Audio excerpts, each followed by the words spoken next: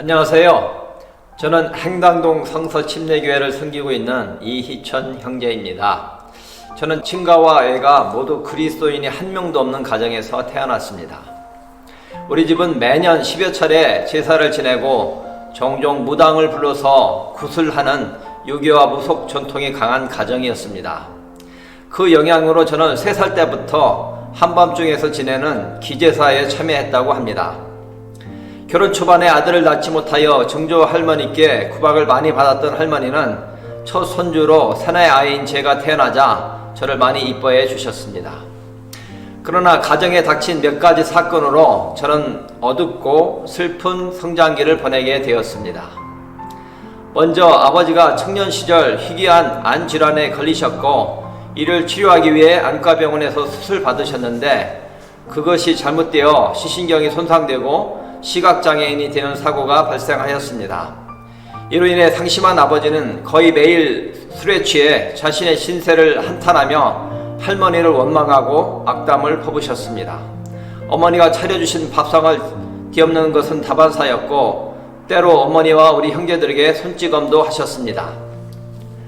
설상가상으로 초등학교 입학하기 전에 부산에 사시던 작은아버지의 권유로 우리 집은 재산을 모두 팔고 부산으로 이사 가려고 준비했는데 작은아버지가 그 돈을 사기당하는 바람에 저희 집은 재산을 몽땅 날리게 되었고 이로 인해서 경제적으로 어렵게 되었습니다.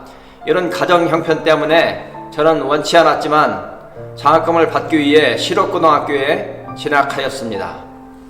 어린 시절 저는 집이 가난해서 슬펐고 아버지가 장애인이라서 슬펐습니다.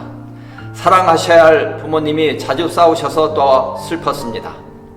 6.25 사변 때 남편을 여의고 홀로 아버지 남매들을 어렵게 키우신 할머니가 늙음하게 아들로부터 구박받는 모습을 보니 더욱 슬펐습니다. 저는 삶에서 아무 소망을 찾을 수 없었고 내가 왜 이런 가정에 태어났을까 한탄하며 극단적 선택을 하는 상상을 하곤 하였습니다. 한편 얼마 전 인사를 드렸던 동네 노인들이 한 분, 두 분 세상을 떠나시는 것을 보며 사람이 죽으면 정말 끝일까? 사람은 어디서 와서 어디로 가는 것일까? 이 세상은 어떻게 생겨났을까? 우연히 생겨났을까? 아닐 거야 라며 인생과 세상에 대해서 고민했지만 누구도 그 답을 알려주지 않았습니다. 대학에 들어가서 이 문제를 해결하려고 이 책 저 책을 읽고 선배들과 술을 마시고 토론도 했지만 거기서도 답을 찾을 수가 없었습니다. 기대했던 대학 생활에 실망하고 공허함과 불확실한 장래에 대해서 염려하며 힘들어하던 1학년 말 한 선교단체 선배의 권유로 성경 공부를 시작하면서 인생에 대한 고민과 궁금해했던 문제들의 실마리가 서서히 풀리기 시작했습니다. 그러다가 다음에 여름 수양에 참석하였습니다. 수양의 사흘째 말씀을 듣던 중 누가복음 23장 34절 말씀이 저희 심령을 때렸습니다. 이에 예수께서 아버지여 저희를 사하여 주옵소서 자기 하는 것을 알지 못함이니이다 하시더라. 저희가 그 옷을 나누어 제비 뽑을세. 저는 그때까지 제가 괜찮은 놈이라고 생각했습니다. 저는 학교나 사회에서 규칙을 칼같이 지키는 사람이었기 때문입니다. 길을 건널 때는 항상 신호등을 지키며 횡단보도를 이용하였고 학교 다닐 때는 학생으로서 불건전하다고 생각되는 짤짤이 오락게임 등을 전혀 하지 않았으며 심지어 대중가요도 부르지 않았습니다. 휴지도 길에 버리지 않았고 무단횡단도 하지 않았으며 그런 학생들을 속으로 판단하고 비난하였습니다.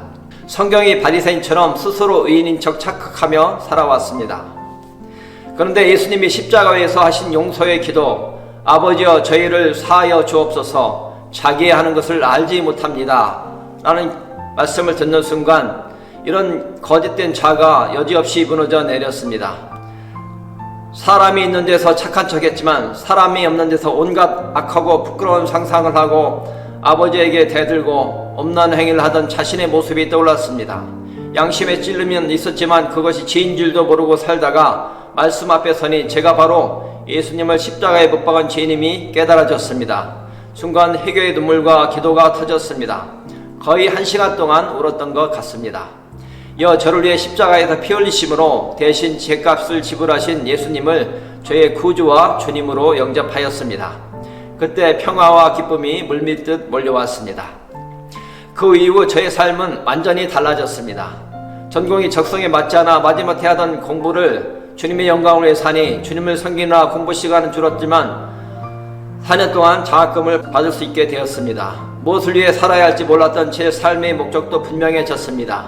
길이요 진리요 생명이신 예수님을 위해 사는 것보다 더 귀한 삶은 없다고 생각하였습니다. 그의 가을 수양에서 예수님은 요한복음 21장 15절 말씀, 이처럼 그들이 식사를 한 뒤에 예수님께서 시몬 베드로에게 이르시되 요나의 아들 시몬아 내가 이것들보다 나를 더 사랑하느냐 하시니 그가 그분께 이르되 주여 그러하나이다. 내가 주를 사랑하는 줄 주께서 아시나이다 하매 그분께서 그에게 이르시되 내 어린 양을 먹이라 하시고 이 말씀으로 저를 캠퍼스에서 주님의 잃어버린 양을 치는 목자로 부르셨습니다. 그 후 저는 캠퍼스에서 학생들을 전도하며 1대1로 양육하는 작은 목자의 삶을 살면서 하나님의 왕국과 그의 일을 먼저 구할 때 저의 필요인 등록금과 생활비를 하나님께서 채워주시는 경험을 하였습니다. 대학교를 졸업할 때 저는 주님께서 오늘 저를 저렇게 하셨습니다라는 고백을 하였습니다.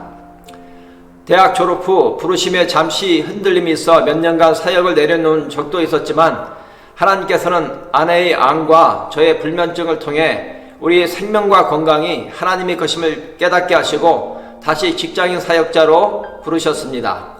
저는 직장에서 일터교회를 세우고 동료들을 전도하고 양육하고 제자 세우는 제자의 삶을 살게 되었습니다. 회사 일을 하면서 주님의 제자로 사는 삶은 시간과 에너지를 배나 투자하는 삶이었지만 그 삶이 저를 행복하게 했습니다. 한 사람을 구령하고 양육하는 것이 결코 쉬운 일은 아니었지만 복음 증거를 통해 불신자가 예수님을 영접하고 양육을 통해 그들의 믿음이 성장하는 모습을 보면 기쁨과 감사가 넘쳤습니다. 제 아내는 늙어서도 전도하거나 양육하다가 예수님을 만나거나 천국으로 부르심을 받고 싶다는 소망이 있습니다. 이제 저는 젊었을 때 주님께 약속드린 복음을 타 문화권에 전하는 일에 헌신하겠다는 약속을 늦게나마 지키기 위해 신학교에 입학하여 하나님과 성경을 배우고 있습니다. 어둡고 슬픈 제 인생 가운데 찾아오셔서 영생과 사명을 선물로 주시고 영원한 하나님 나라와 영원을 위해 살게 하신 하나님을 찬양합니다. 감사합니다.